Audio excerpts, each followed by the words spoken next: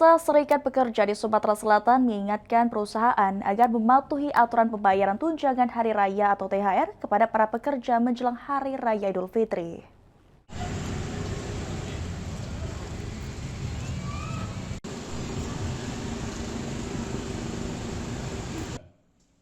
DPD Konfederasi Serikat Pekerja Seluruh Indonesia atau KSPSI Sumatera Selatan meminta perusahaan membayarkan THR sesuai ketentuan pemerintah.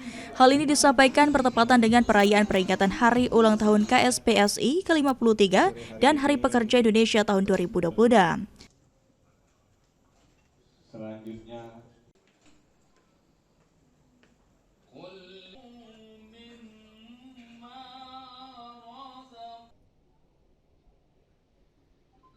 Ketua DPD KSPSI Sumsel Abdullah Anah mengatakan Serikat Pekerja akan memantau pelaksanaan hak pekerja di perusahaan.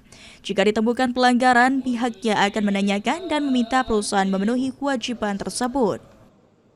Tentu kita akan melihat dan mendapatkan informasi apakah hak-hak pekerja di tingkat perusahaan itu telah diberikan oleh para pengusaha.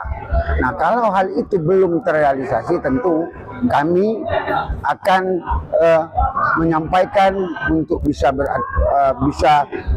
bermusyawarah, menanyakan mengapa sebab ada hak pekerja yang belum diberikan. Sementara itu, pimpinan cabang KSPSI Kota Palembang Sigit Andreans mengatakan pekerja yang telah bekerja lebih dari 1 tahun wajib menerima THR sebesar 1 bulan upah. Jangan sampai ada bentuk pelanggaran-pelanggaran mengenai masalah THR. Kami dari Serikat Pekerja Indonesia akan ikut mengawasi dan memonitor apabila ada perusahaan yang bertentangan dengan edaran itu dan surat edaran tersebut. Apabila tenaga kerja tersebut sudah bekerja lebih dari 1 tahun, itu wajib diberikan sebesar 1 bulan upah. Tapi apabila tenaga kerja tersebut belum bekerja selama 1 tahun, itu dihitung secara proporsional.